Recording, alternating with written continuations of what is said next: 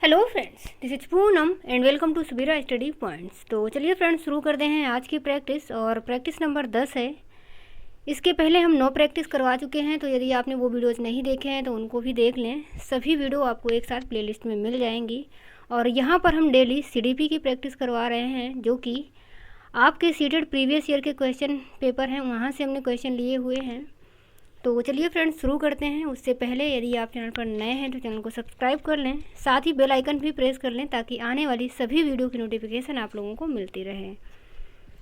तो चलिए फ्रेंड्स, देखते हैं यहाँ पर पहला क्वेश्चन। एंड पहला क्वेश्चन है कि रीना कक्षा में दी गई किसी भी समस्या को सुलझाने के लिए अलग अलग तरीक़ों से बारे में सोचती है। यह निम्न में से किसका प्रतीक है। मतलब जो रीना है वो किसी भी समस्या को सुलझाने के लिए कई तरीके से सोचती है कि मतलब किस किस तरीके से समस्या का जो समाधान है वो किया जा सकता है। तो यह निम्न में से किसका प्रतीक है। मानसिक क्षति, कम प्रज्ञानता या बोधगम्यता, अभिसारी सोच या फिर अपसारी सोच। तो हमने बताया हुआ है कि कई तरीके से सोचना हमारा कहलाता है अपसारी सोच, और एक ही तरीके से जो सोच पाना होता है वो होता है अभिसारी सोच। बट यहाँ पर वो कई मतलब अलग अलग तरीके से सोच रही है, यानी कि कई तरीके से। तो ऑप्शन जो हमारा 4 नंबर यहाँ पर सही हो जाएगा।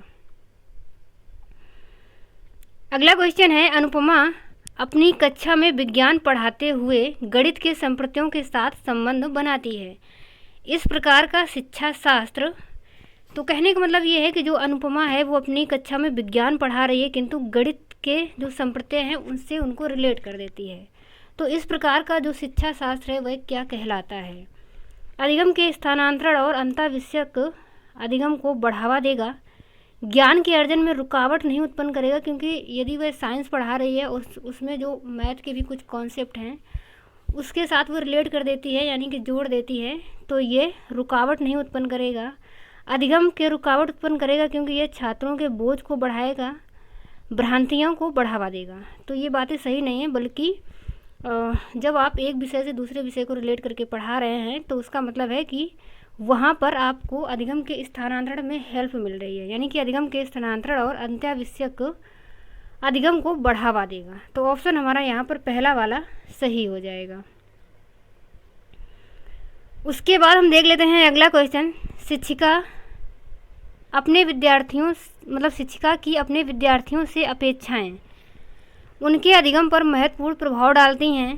का विद्यार्थियों के अधिगम से कोई संबंध नहीं है, या फिर विद्यार्थियों के अधिगम और उनकी स्वयं की क्षमता पर किसी प्रकार का प्रभाव नहीं डालती, या बच्चों के अधिगम के लिए एकमात्र निर्धारक है। तो कहने से मतलब ये है कि शिक्षिका है जो, तो वो अपने विद्यार्थियों से कुछ अपेक्षाएं रखती है। तो उसका क्या मतलब है कि उनके अधिगम पर महत्वपूर्ण प्रभाव डालते हैं। यहाँ पर जो ऑप्शन है वो पहला वाला ही सही हो जाएगा कि एक शिक्षक या एक शिक्षिका जो है वो अपने बच्चों से कुछ अपेक्षाएं रखता है, तो वो उसके अधिगम में महत्वपूर्ण प्रभाव डालती हैं।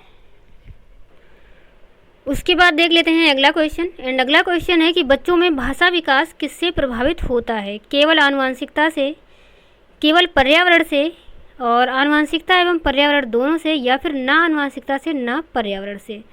तो जो बच्चों में भाषा विकास है या किसी भी प्रकार का जो विकास होता है वो आनुवंशिकता और पर्यावरण दोनों से ही प्रभावित होता है।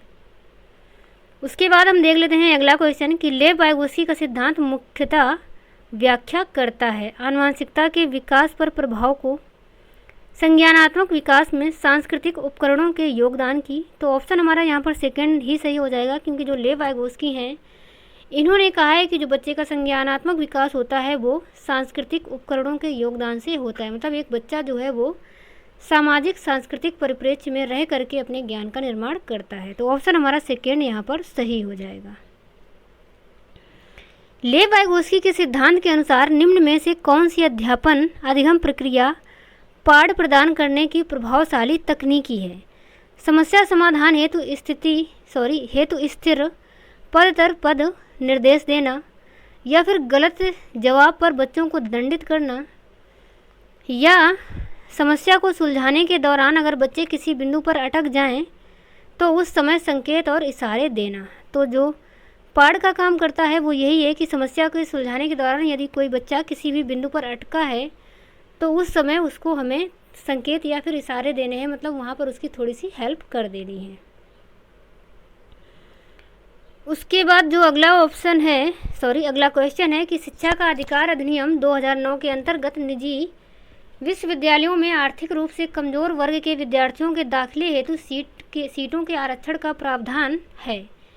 इन छात्रों के सफल समावेशन हेतु एक अध्यापक को किस तरह के शिक्षा शास्त्र का इस्तेमाल करना चाहिए? भेदभावात्मक नहीं करना है, अलगावात्मक भी नहीं करना है, साम्यता पर आधारित या फिर समानता पर आधारित।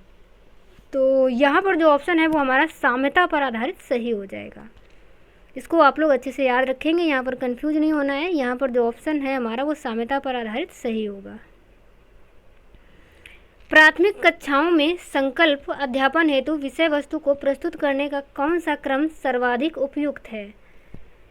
संकेत, चित्र, मूर्त सामग्री। कहने से मतलब ये है कि जब आप बच्चों के सामने किसी भी कॉन्सेप्ट को पढ़ाने के लिए विषय वस्तु प्रस्तुत करेंगे तो कौन सा क्रम सबसे ज़्यादा उपयुक्त होगा।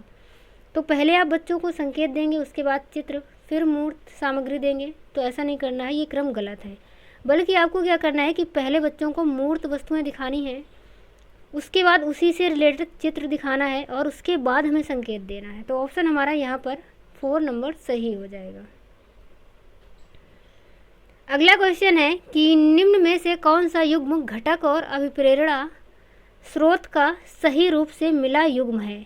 आत्म परितोषण, बाह्य अभिप्रेरणा। तो यदि आप आत्म परितोषण हैं यानी कि आंतरिक रूप से प्रेरित हैं तो वो बाह्य प्रेरणा नहीं होगी, ये बात गलत है। और जिज्ञासा, तो जो जिज्ञासा होती है वो आंतरिक प्रेरणा होती है, यही सही है हमारा यहाँ पर। इसके अलावा जो तीसरा ऑप्शन है कि नगद पुरस्कार, तो नगद जो पुरस्कार है वो आंतरिक अभिप्रेरणा नहीं होता बल्कि बाह्य अभिप्रेरणा होता है। और जो रुचि है वो बाह्य अभिप्रेरणा, तो रुचि भी बाह्य प्रेरणा नहीं बल्कि जो रुचि है वो आंतरिक अभिप्रेरणा होती है। तो ये भी गलत है, यानी कि ऑप्शन हमारा यहाँ पर सेकंड सही है। सना ने अपनी कमीज का बटन बंद करने व कलम पकड़ने से पहले गिलास और बोतल पकड़ना सीख लिया है। यह उदाहरण किस ओर संकेत करता है? विकास एक आयामी है, विकास की दिशा शीर्षगामी है, अधोगामी है, या फिर विकास का क्रम अनिश्चित है। तो जो सना है वो अपनी कमीज का बटन बंद करने व कलम पकड़ने से पहले गिलास और बोतल पकड़ना सीखती है। तो यदि आप गिलास को पकड़ते हैं तो हथेली से पकड़ेंगे, बोतल को भी आप हथेली से ही पकड़ते हैं, जबकि जो बटन लगाना या कलम पकड़ना है ये आप उंगलियों से करते हैं। तो जो इस तरीके का विकास होता है कि पहले आप अपनी हथेली पर नियंत्रण करते हैं, उसके बाद फिर उंगलियों की तरफ बढ़ते हैं। तो इस तरीके का जो विकास है वो कहलाता है अधोगामी विकास, यानी कि ऑप्शन हमारा यहाँ पर तीसरा वाला सही हो जाएगा।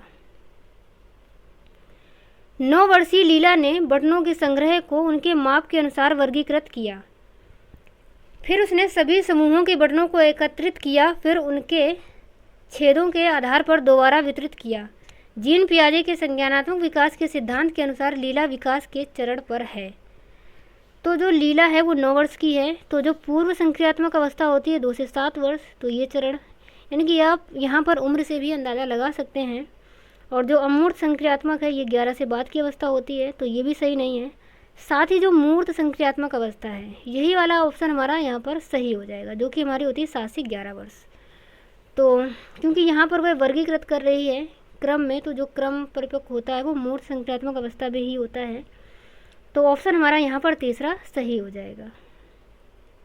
राष्ट्रीय शिक्षा नीति 2020 ये प्रस्ताव रखती है कि प्राथमिक कक्षाओं के बच्चों को उनके घर की या स्थानीय भाषाओं में पढ़ाया जाना चाहिए। तो यही ऑप्शन हमारा यहाँ पर सही है। निम्नलिखित में से कौन सी विशेषताओं का समूह प्रतिभाशाली छात्रों को परिभाषित करता है? शीघ्रता से सीखते हैं और उसे याद रखते हैं, ये बात सही है। सतर्क हैं और तुरंत उत्तर देते हैं, बारीकी से अवलोकन करते हैं, ये भी सही है। तुरंत के साथ बेहतर प्रदर्शन करते हैं, यानी कि ऑप्शन हमारे ए, बी, सी तीनों ही सही हैं। अगला क्वेश्चन, मोहन ने विद्यार्थियों को आयतन की समझ बनाने के लिए विभिन्न धारिताओं वाले बर्तन दिए और फराह ने अपने विद्यार्थियों को कूड़े को यांत्रिक कार्य बनाने की संभावनाओं पर मानस मंथन करने के लिए कहा। दोनों अध्यापक अपनी कक्षा में किस शिक्षण शास्त्रीय युक्ति का प्रयोग कर रहे हैं? व्यवहारवाद का, तो व्यवहारवाद का प्रयोग नहीं कर रहे। रचनावाद का, स्पष्ट अनुदेशन, तो अनुदेश नहीं दे रहे हैं। बल्कि बच्चों को उन्होंने कई सारी चीज़ें उपलब्ध करवा दी हैं, तो बच्चा वहाँ पर अपने आप से कुछ ना कुछ करेगा, सीखेगा। और अनुकूलन, तो अनुकूलन भी यहाँ पर नहीं चल रहा है। तो ऑप्शन जो है हमारा सेकेंड नंबर यानी कि रचनावाद सही हो जाएगा। अनीता जो कि चौथी कक्षा की अध्यापिका है, अपनी कक्षा में एक ऐसी स्थिति का सामना कर रही है जहाँ कई विद्यार्थी पढ़ाए जा रहे विषय में उकताहट महसूस कर रहे हैं। इस स्थिति में उसे क्या करना चाहिए? उकताहट से मतलब है कि बच्चे रुचि नहीं ले रहे हैं या फिर बच्चों को समझ में नहीं आ रहा है। तो इस तरीके से फिर ऐसे में जो एक अध्यापक है वो क्या करेगा? इन विद्यार्थियों की अनदेखी करें तो अनदेखी नहीं करनी है, और विद्यार्थियों को दंडित भी नहीं करना है। साथ ही पाठ के विषय वस्तु और पढ़ाने के तरीके पर पुनः चिंतन करें। तो हमें यही काम करना है कि आप जो पढ़ा रहे हैं, तो जो भी विषय वस्तु आपने ली हुई है और जो भी आपके पढ़ाने का तरीका है, तो एक बार उस पर चिंतन कर लीजिए कि हो सकता है बच्चों को आपके पढ़ाने का तरीका पसंद ना आ रहा हो, या फिर जो भी विषय वस्तु आप पढ़ा रहे बच्चा उसमें रुचि ना ले रहा हो। तो उस पर एक बार आप फिर से चिंतन करें, उसको चेंज करके देखें। तो ऑप्शन हमारा यहाँ पर तीसरा वाला सही हो जाएगा। एक बच्चा पेंसिल पकड़ने और लिखने से पहले गेंद फेंकने की क्षमता पा लेता है। यह स्थिति विकास के किस सिद्धांत की ओर इशारा करती है? तो ऐसा ही क्वेश्चन अभी हमने पीछे भी लिया था कि जो एक बच्चा है यहाँ पर पेंसिल पकड़ने और लिखने से पहले, यानी कि जो पेंसिल पकड़ना और लिखना है ये उंगलियों से होता है, जबकि जो गेंद पकड़ना है वो हथेली से होता है। तो वह हथेली से किसी भी चीज़ को पकड़ने में पहले नियंत्रण पाता है, उसके बाद वह अपनी उंगलियों पर नियंत्रण पा लेता है। तो इस तरीके का जो विकास होता है वो होता है अधोगामी सिद्धांत, यानी कि ऑप्शन हमारा यहाँ पर सेकेंड नंबर सही हो जाएगा। और अगला क्वेश्चन है कि 2 गिलासों में समान मात्रा में जल है, परंतु अनु सोचती है कि लंबे गिलास में छोटे और चौड़े गिलास से अधिक जल है। जीन पियाजे के अनुसार अनु की सोच का आधार क्या है? तो जो ऑप्शंस दिए हुए हैं केंद्रीयता, क्रमबद्धता, संरक्षणता या फिर परिपक्वता। तो यहाँ पर जो ऑप्शन है वो हमारा हो जाएगा केंद्रीयता। केंद्रीयता से मतलब है कि वह सिर्फ एक ही चीज़ पर केंद्रीकरण है, वह एक ही चीज़ को समझ पा रही है, वह इस चीज़ को समझ नहीं पा रही कि जो गिलास छोटा है वो चौड़ा भी है, मतलब उसके वह और पक्षों को देख नहीं पा रही है। तो ऑप्शन हमारा यहाँ पर पहला वाला सही हो जाएगा। उसके बाद हम देख लेते हैं अगला क्वेश्चन। कक्षा में व्यक्तिगत भिन्नताओं को संभालने हेतु एक प्राथमिक शिक्षिका को निम्न में से क्या करना चाहिए? कक्षा में सबके लिए कड़े नियम बनाने चाहिए और उसकी अवज्ञा करने वाले बच्चों को दंडित करना चाहिए। प्राथमिक स्तर पर पेपर पेंसिल आधारित मानक परीक्षण का उपयोग करना चाहिए। तो ये भी नहीं करना है कि जो पेपर पेंसिल आधारित मानक परीक्षण होता है उसका उपयोग हमें नहीं करना है। इसके अलावा सभी के लिए समान पाठ्यक्रम और अधिगम गति निर्धारित करनी चाहिए, या फिर विद्यार्थियों को अधिगम के विभिन्न अवसर प्रदान करने चाहिए। तो ऑप्शन हमारा फोर्थ नंबर यहाँ पर सही हो जाएगा कि विद्यार्थियों को अधिगम के विभिन्न अवसर प्रदान करने चाहिए। और जो तीसरा वाला ऑप्शन है कि समान पाठ्यक्रम और अधिगम की गति निर्धारित कर देनी चाहिए, तो ये भी नहीं करना है क्योंकि बच्चों में वैयक्तिक भिन्नताएं पाई जाती हैं, तो उनकी गति हम निर्धारित नहीं करेंगे, वो अपनी अपनी गति के अनुसार ही काम कर पाएंगे। इसके अलावा जो अगला क्वेश्चन है, पठन वैकल्य को निम्न में से किस वर्ग में सम्मिलित किया जाता है? तो पठन वैकल्य यानी कि उसके अंदर जो अधिगम क्षमता है ये पठन वैकल्य को दिखाती है। तो ऑप्शन हमारा जो है पहला वाला कि अधिगम विकारों का बहुक्रम, यही वाला सही हो जाएगा। उसके बाद हम देख लेते हैं अगला क्वेश्चन। परीक्षा के शुरू होने से पहले तन्वी गहरे लंबे श्वास भरती है। दुश्चिंता से निपटने के लिए वह किस तकनीकी का इस्तेमाल कर रही है? समस्या समाधान, भाव नियमन, परिहार्यता या फिर खंडन का? तो यहाँ पर वह अपने भाव नियमन तकनीकी का इस्तेमाल कर रही है। उसके बाद हम देख लेते हैं अगला क्वेश्चन। प्राथमिक शिक्षिका अपने छात्रों को सभी जानकारियों को कम से कम 5 बार अपनी कॉपी में लिखने के लिए कहती है। शिक्षण की यह विधि अत्यधिक प्रभावकारी है क्योंकि पूर्वाभ्यास और पुनरावृत्ति विषय वस्तु के अर्थपूर्ण अधिगम में अत्यधिक सहायता करती है। तो ये ऑप्शन गलत है क्योंकि बार बार लिखने से एक तरीके से आप रटने पर जोर दे रहे हैं, तो ये काम हमें नहीं करना है। इसके अलावा प्रभावकारी है क्योंकि किसी भी जानकारी की 5 वर्ड्स नहीं होगा यहाँ पर, क्योंकि 5 बार लिखने के लिए बोल रही है, तो जानकारी को 5 बार से कम पुनरावृत्ति करने से तत्काल भूलने की संभावना रहती है। तो इसमें भी सही नहीं है, ऐसा कोई ज़रूरी नहीं है कि यदि 5 बार आपने नहीं लिखा तो भूल जाएंगे। और प्रभावकारी नहीं है क्योंकि केवल पूर्व अभ्यास करना अर्थपूर्ण अधिगम की उपयुक्त तकनीकी नहीं है। तो यही बात सही है कि यदि आप बार बार किसी चीज़ को लिखवा रहे हैं तो ये अधिगम की एक अर्थपूर्ण तकनीकी नहीं है, बल्कि आप यहाँ पर चीज़ों को रटवा रहे हैं बार बार करवा के। तो यही ऑप्शन यहाँ पर हमारा सही हो जाएगा। उसके बाद जो अगला क्वेश्चन है, निम्न में से विकास का कौन सा सिद्धांत प्रस्तावित करता है कि बच्चे अपनी भुजाओं पर उंगलियों से पहले मांसपेशी नियंत्रण कर पाते हैं। तो ऐसे 2 क्वेश्चन ले चुके हैं, यानी कि जो बच्चा है वो अपनी भुजाओं पर उंगलियों से पहले मांसपेशी नियंत्रण कर पाते हैं। यानी कि छोटे बच्चों को आपने देखा होगा कि आप उसको जब कुछ देते हैं तो वो दोनों हाथ फैला कर के उसको पकड़ता है, क्योंकि उसका जो नियंत्रण होता है वो उंगलियों पर नहीं होता, यानी कि उंगलियों से पहले वह अपनी भुजाओं पर नियंत्रण कर लेता है।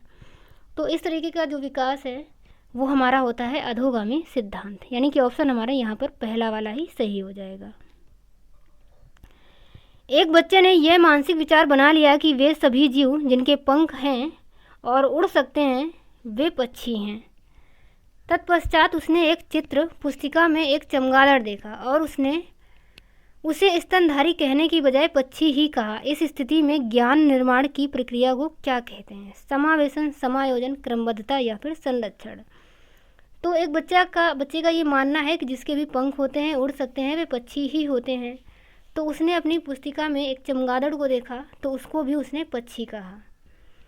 तो ये ज्ञान के निर्माण की प्रक्रिया मतलब क्या कहलाती है? तो उसने सीधा सीधा जो चमगादड़ को देखा उसने उसको भी पक्षी ही माना, यानी कि उसने अपने आप में उसको समावेशित कर लिया। तो ये हमारा कहलाता है समावेशन। तो ऑप्शन हमारा यहाँ पर पहला वाला सही हो जाएगा। एंड अगला क्वेश्चन है कि हावर गार्डनर की बहुबुद्धि सिद्धांत के अनुसार यदि कक्षा में कोई बच्चा सहकर्मी समूह के स्वभाव, इरादों और मनोदशाओं के प्रति उचित प्रतिक्रिया देने में सक्षम है तो वह किस प्रकार की बुद्धि रखती है?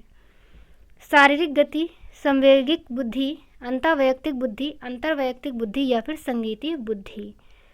तो कहने से मतलब ये है कि जो एक बच्चा है वो अपने सहकर्मी यानी कि जो भी उसके सहपाठी हैं उनके स्वभाव, इरादों और मनोदशाओं के प्रति उचित प्रतिक्रिया देने में सक्षम है, यानी कि वह उसकी मनोभावनाओं को या जो भी उसके मनोदशाएं हैं, उसका जो स्वभाव है उसको वह समझ लेता है, उसको समझने में वह सक्षम है। तो जब भी आप दूसरों की मनोभावनाओं को समझने में सक्षम होते हैं, इस प्रकार की बुद्धि हमारी कहलाती है अंतर्वैयक्तिक बुद्धि। तो ऑप्शन हमारा यहाँ पर सेकेंड नंबर सही हो जाएगा। और खुद को समझना यानी कि अपने आप को समझने वाली जो बुद्धि होती है वो होती है अंतर्वैयक्तिक। तो ऑप्शन हमारा यहाँ पर सेकेंड नंबर सही हो जाएगा। उसके बाद है कि राजन अपनी ही दुनिया में खोया हुआ प्रतीत होता है। वह दूसरे लोगों से संपर्क नहीं करता और सारा दिन एक पंख के साथ अकेले खेलता रहता है। राजन का यह व्यवहार निम्न में से किस विकार की ओर संकेत करता है? यानी कि वह अपने आप में ही खोया रहता है, दूसरे जो लोग हैं उनसे संपर्क करने में उसको समस्या आती है और वह दिन भर एक पंख के साथ ही अपना अकेले ही खेलता रहता है। तो इस तरीके का जो विकार होता है वो होता है स्वलीनता विकार। ये हम कई बार ही बता चुके हैं। तो ऑप्शन देख लेते हैं, मांसपेशी दुर्विकार, स्वलीन क्रम विकार। तो ऑप्शन हमारा यहाँ पर सेकेंड वाला ही सही हो जाएगा, यानी कि स्वलीन से मतलब होता है कि अपने आप में ही लीन रहना। तो ऑप्शन जो है वो सेकेंड सही है। और उसके बाद हम देख लेते हैं अगला क्वेश्चन, निम्न में से कौन सी शिक्षा शास्त्रीय रणनीति राष्ट्रीय शिक्षा नीति 2020 द्वारा प्रस्तावित है?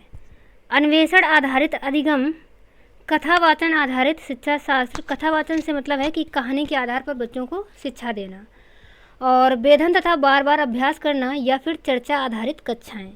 तो यहाँ पर पहला वाला भी सही है, अन्वेषण आधारित अधिगम होना चाहिए। इसके अलावा कहानी के माध्यम से भी बच्चों को सिखाना है। और जो डी वाला है चर्चा आधारित, तो चर्चा पर चर्चाएँ भी क्लास में बच्चों से करनी है। तो डी भी सही है, बल्कि जो अभ्यास करवाना है बार बार, यानी कि जब आप बार बार किसी चीज़ का अभ्यास करवाते हैं तो एक तरीके से वो रटने पर जोर देता है, तो ये बात सही नहीं है। ऑप्शन हमारे ए, बी और डी, यानी कि second number option A, B, D सही हो जाएगा। उसके बाद हम देख लेते हैं अगला क्वेश्चन, एक अध्यापिका में यह योग्यता होना बहुत ज़रूरी है कि वह खुद को विद्यार्थियों के स्थान पर रख कर यह महसूस कर सके कि वह क्या महसूस कर रहे हैं। यह योग्यता क्या कहलाती है? सहानुभूति, समानुभूति, उदासीनता या फिर ग्लानि। तो जो एक शिक्षक होता है उसके अंदर ये योग्यता होना बहुत ज़्यादा ज़रूरी है कि वह खुद को बच्चे के स्थान पर रख करके सोच सके कि बच्चा इस टाइम क्या महसूस कर रहा है। तो इस टाइप की जो योग्यता होती है वो हमारी कहलाती है समानुभूति। सहानुभूति नहीं कहलाती बल्कि समानुभूति कहलाती है। इसको आप लोग याद रखेंगे। तो ऑप्शन हमारा यहाँ पर सेकेंड नंबर सही हो जाएगा। समानुभूति से मतलब है कि आप उस बच्चे की समान स्थिति में जा करके एकदम उस बच्चे के तरीके ही सोच सकें। तो ऑप्शन हमारा सेकेंड यहाँ पर सही हो जाएगा। उसके अलावा जो अगला क्वेश्चन है, निम्नलिखित में से कौन सा एक विकल्प सूक्ष्म गत्यात्मक कौशल का उदाहरण है? लिखना, कूदना, दौड़ना या फिर तैरना। तो ये जो सभी हैं ये है स्थूल कौशल, एंड जो लिखना है ये है हमारा सूक्ष्म कौशल। तो ऑप्शन हमारा यहाँ पर पहला वाला ही सही हो जाएगा।